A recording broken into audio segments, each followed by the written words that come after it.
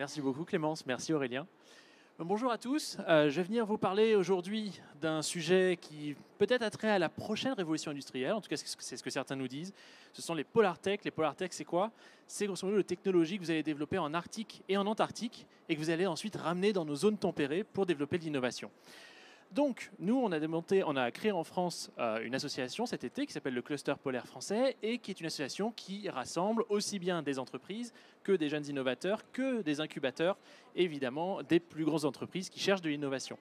Donc, pour faire simple, aujourd'hui, le monde tel qu'on le connaît, il est comme ceci. Évidemment, il y a de la glace partout, on va faire un petit peu simple, et le monde tel qu'on le connaîtra dans 5, 10 ans ou 15 ans au grand maximum, il sera comme ceci, c'est-à-dire il n'y aura plus vraiment de glace nulle part, si ce n'est en Antarctique, au Groenland et dans certaines parties de l'Arctique, mais plus partout.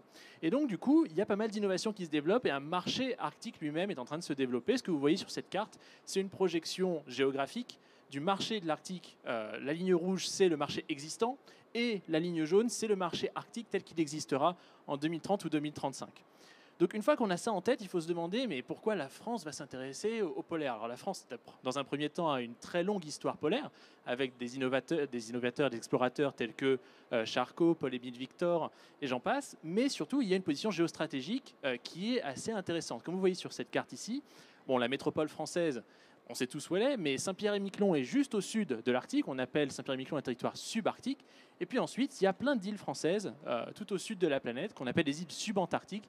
On va les citer, c'est Kerguelen, les îles Crozet, Saint-Paul et Amsterdam. Et puis, évidemment, la France a des revendications territoriales et des stations scientifiques en Antarctique même, à Terre Adélie et à Concordia. Donc voilà un petit peu aujourd'hui la place de la France dans les pôles. Et le mot que je voulais partager avec vous aujourd'hui, c'est un mot qui vient de l'Inuktitut, donc la langue inuit du nord-est canadien. Ça se prononce Tungyutinik et ça veut dire s'adapter, puisque tout le changement climatique, aujourd'hui, vous pouvez soit lutter contre, soit lutter mais en vous adaptant. Et donc ce qui se passe en Arctique, c'est qu'on voit que tous les peuples, quel que soit leur pays, quelle que soit leur culture, ont choisi une approche plutôt d'adaptation qu'une approche de lutte à proprement parler. Et donc du coup cette adaptation aujourd'hui, elle passe en France par l'innovation technologique. Donc nous, le Cluster Polaire, en fait, nous sommes une association, comme je disais, et notre objectif, c'est qu'en 2018, nous puissions développer le premier incubateur d'innovation en milieu polaire.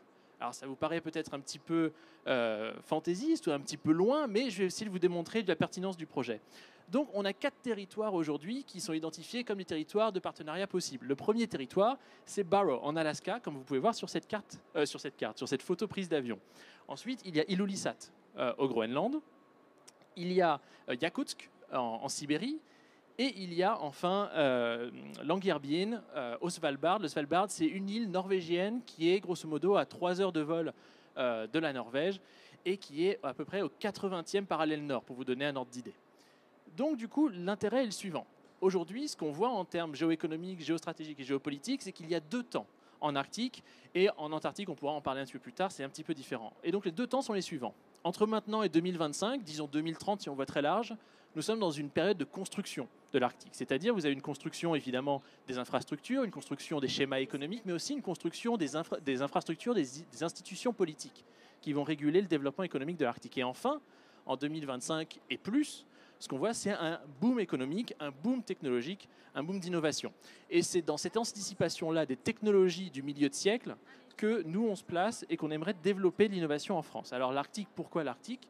C'est assez évident. La première chose, c'est que l'Arctique est un territoire qui est particulièrement convoité pour des raisons géopolitiques, géostratégiques, mais aussi économiques. Alors évidemment, il y a de l'énergie, mais il n'y a pas que du pétrole et du gaz. Il y a toute une série d'énergies différentes et de technologies qui y sont actuellement développées, comme de la géothermie, de l'hydrogène et j'en passe. Ce sont évidemment des technologies de demain. Et puis en plus, il y a cette notion géostratégique de carrefour, carrefour économique, carrefour stratégique. Donc là, vous avez, comme vous voyez sur cette carte, des routes maritimes qui émergent, etc., etc. On peut rentrer dans le détail plus tard. En Antarctique, la chose est un petit peu différente, c'est-à-dire que l'Antarctique n'est pas au cœur de l'hémisphère nord, donc n'est pas un carrefour économique à proprement parler. En revanche, c'est un territoire d'innovation et depuis les années 50, il y a plein d'innovations qui ont été développées en Antarctique qui, en réalité, ont servi dans plein d'autres domaines de l'économie, on va dire, traditionnelle. Et c'est un petit peu, comme je disais, dans cette logique-là qu'aujourd'hui, on place l'action du cluster polaire français dans une logique donc d'anticipation technologique. Donc du coup, en Antarctique, bon, si on voulait installer un espèce de cluster polaire, un deuxième, spécifique à l'Antarctique, ce serait compliqué d'un point de vue logistique et d'un point de vue financier d'aller jusqu'au continent antarctique. En revanche, la France, comme je disais, a des îles subantarctiques, et aujourd'hui, ce qui est possible, c'est d'implanter, par exemple, une station à Port-au-Français. Port-au-Français, c'est la capitale, entre guillemets, des îles Kerguelen, et vous avez grosso modo 120 scientifiques qui y sont toute l'année. Sauf qu'aujourd'hui, si vous voulez, par exemple, vous êtes un jeune innovateur, vous êtes dans un incubateur biotechnologie ou web ou je ne sais quoi, et que vous voulez aller aux îles Kerguelen, et vous ne pouvez pas. Parce que la seule façon de pouvoir y aller, c'est de passer par l'Institut polaire Paul-Émile Victor. Et donc, du coup, si vous n'êtes pas académique, si vous n'êtes pas doctorant, si ce n'est postdoc, vous ne pourrez pas aller développer votre innovation ou votre projet. Donc, nous, ce qu'on veut faire aujourd'hui, ce n'est pas un cluster privé, mais c'est un cluster associatif pour permettre à n'importe quel innovateur de France et de Navarre de pouvoir partir dans les zones qui lui permettront de tester, prototyper ses projets. Alors vous allez me dire, oui, il y a quoi à développer en Arctique, en Antarctique? Ça va être assez simple. Là, je vous ai mis un slide assez compliqué avec beaucoup d'industries. En effet, il y a les îles flottantes, il y a les solutions de micropolitique publique, il y a la question du statut des icebergs, etc. Il y a plein de choses à faire. Mais je vais rentrer dans le détail de quelques trucs qui sont assez prometteurs parmi tout ça. La première chose, c'est l'espace. En effet, l'Arctique, l'Antarctique aujourd'hui, ce sont des territoires de développement de la technologie spatiale d'un point de vue du captage des communications, mais aussi simplement d'un point de vue du remote sensing ou de développement de télécommunications de manière générale. Ensuite, vous avez la bioprospection. La bioprospection, la biologie synthétique, la nanomédecine, la télémédecine. Vous avez plein d'applications aujourd'hui qui trouvent preneur en Arctique, en Antarctique. Et je peux vous assurer que si vous vivez dans une des villes isolées de l'Arctique ou sur un programme industriel isolé, vous avez peut-être envie de développer des applications, par exemple, de télémédecine. Donc c'est un exemple concret. Ensuite, vous avez de nouvelles formes d'agriculture. Alors ce qu'on voit aujourd'hui, c'est que le Groenland, l'Islande, le Kamchatka sont des territoires qui sont à plus de 70% énergétiquement indépendants, mais pas avec du pétrole et du gaz, bien sûr, avec de l'électricité qui est générée soit par l'hydro, soit par la géothermie. Et donc ce qu'on voit aujourd'hui, c'est qu'on peut développer à partir de ces zones-là de nouvelles applications d'agriculture ou de nouvelles applications de développement, de production d'hydrogène qui peuvent servir plus tard au stockage de l'énergie et à plein d'autres applications de milieu de siècle. Comme je disais, voilà, l'hydrogène, c'est une technologie qui est beaucoup développée en Islande actuellement. Et nous, ce qu'on essaye de faire au cluster polaire, c'est essayer de mettre des gens aussi en France en contact pour développer cet hydrogène. Alors, on a vu qu'en 2014, Dunkerque s'est nommée ville hydrogène, puisque c'est la première ville métropole française qui cherche à développer des applications de réseau à l'échelle d'une municipalité sur l'hydrogène. Mais ce qu'on voit aussi, c'est qu'à côté de ça, ça peut être une solution pour les Outre-mer français. Et puis après, vous avez des applications qui sont complètement différentes. Vous avez ces villes flottantes-là. Et puis vous avez aussi de nouveaux matériaux, de nouvelles façons d'envisager la construction. Et ça, évidemment, il y a plein de sociétés françaises, petites ou grandes, qui peuvent aller prototyper, tester leurs nouveaux matériaux intelligents en Arctique ou en Antarctique. Donc ça pour dire qu'on est sur des technologies qui sont assez transversales, il y a des externalités positives qui sont assez massives, et nous, ce qu'on veut faire, c'est permettre non seulement une sensibilisation, mais aussi, à terme, quand les innovations sont développées, une démocratisation hors des pôles. Donc comme je disais, reprendre les innovations du Nord ou du Sud et les ramener dans nos régions tempérées pour créer de la croissance et créer de l'emploi à travers une transition technologique et énergétique. Les deux vont de pair. Et donc du coup, on a mené évidemment des études pour pouvoir chiffrer le potentiel français. Et ce qu'on voit, c'est que si aujourd'hui on développe la sensibilisation des acteurs français à tous les niveaux, municipaux, régionaux et évidemment nationaux, politiques, économiques et j'en passe, et que dans le même temps on permet de donner un forum ou un incubateur de développement de cette innovation polaire, on peut en effet créer jusqu'à 50 000 emplois directs sur ces technologies arctiques et antarctiques, ces Polartech.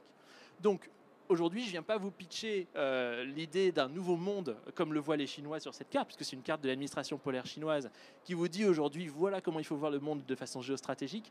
Nous, ce qu'on vous dit juste, c'est qu'il faut développer cette innovation polaire, parce que cette innovation polaire a des externalités positives sur l'ensemble de l'économie française et peut être une nouvelle révolution industrielle. Les Américains l'ont compris, les Canadiens l'ont compris, même les Australiens l'ont compris. Il n'y a pas de raison que la France, qui a des potentiels, ne puisse pas le faire aussi. Et enfin, d'un point de vue diplomatique, une telle initiative permettrait aussi de renforcer la place de la France dans les institutions telles que le Conseil de l'Arctique ou dans le traité de l'Antarctique, le système du traité de l'Antarctique.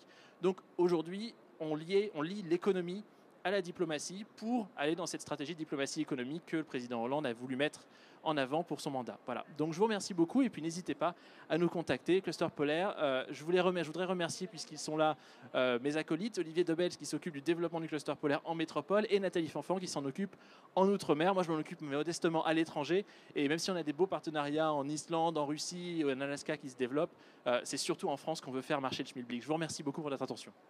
Merci infiniment, Miko. Alors, on va faire une courte pause. On va reprendre à 14h et ça va être très intéressant parce qu'on va vous permettre